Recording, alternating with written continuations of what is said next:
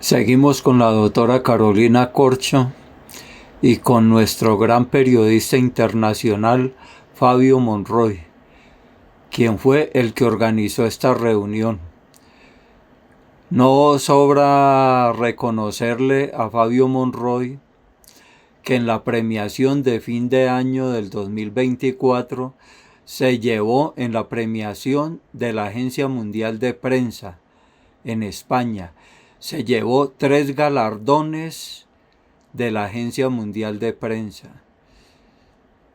Yo puedo decir a ciencia cierta que lo conozco, que es el mejor periodista que tenemos en Latinoamérica, Fabio Monroy Martínez.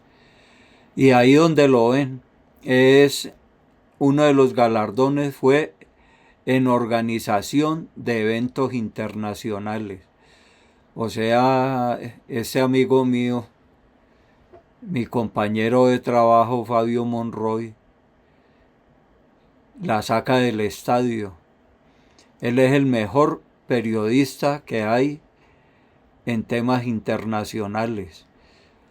Entonces los dejo ahí con la doctora Carolina Corcho, en compañía de mi gran amigo Fabio Monroy. Nos están desfinanciando. Carolina Corcho y Gustavo Petro destruyen la salud. Obviamente hay una repetición de fake news. Todo esto lo repiten sin ninguna cifra.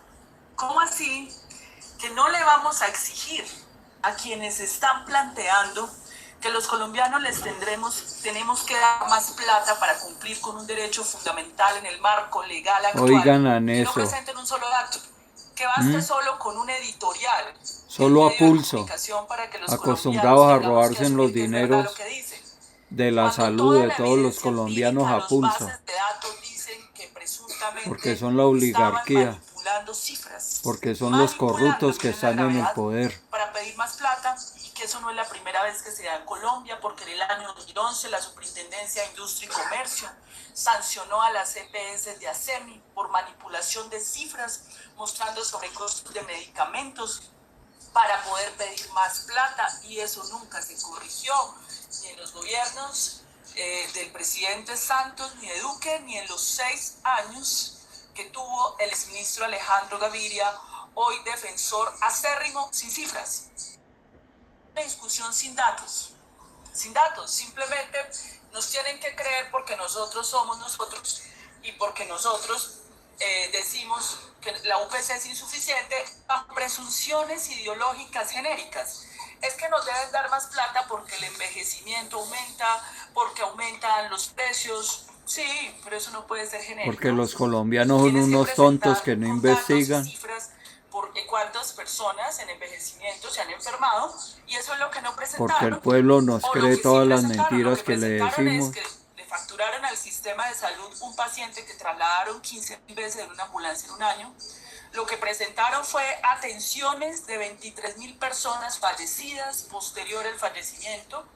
Lo que presentaron fue 980.000 millones de pesos que le facturaron al sistema de salud sin que haya ningún rastreo de registros sobre dónde se compraron esos medicamentos.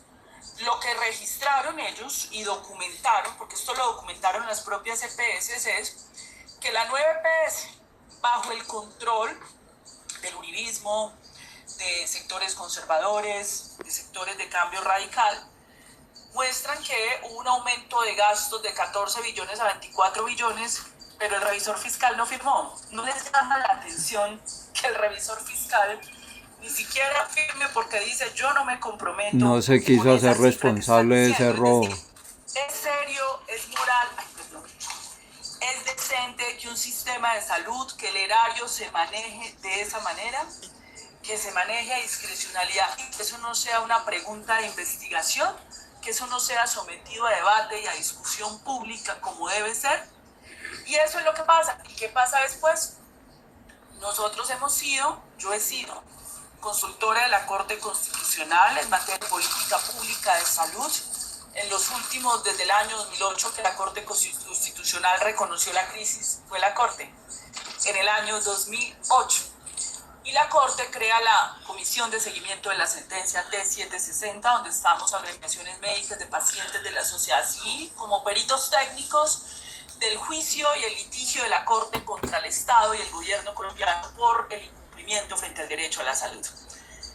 La Corte era un bastión de la defensa de los derechos fundamentales y el derecho a la salud. Y siempre los jueces de la República y la Corte asumían una postura de rigor y evidencia. Un juez tiene que fallar respecto a la evidencia.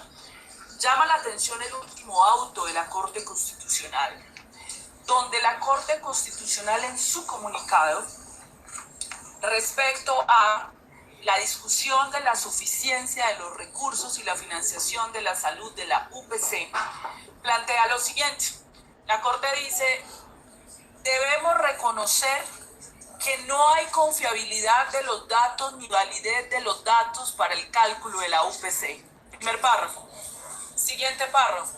Sin embargo, la Corte declara incumplimiento de la suficiencia de la UPC del año anterior.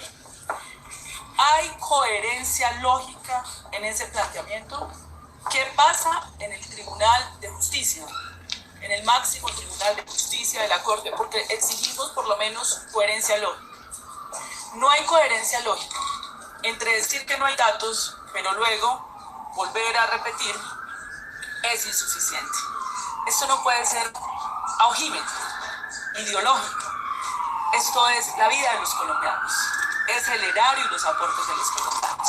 Quiero hacer ese llamado. Nosotros como sociedad civil hemos solicitado el auto a la Corte Constitucional porque quisiéramos como ciudadanía, como médicos, como pacientes, estudiar y hacer un pronunciamiento de fondo, porque nos preocupa que haya un retroceso en una institución que ha sido un bastión del pueblo colombiano, de los más vulnerables.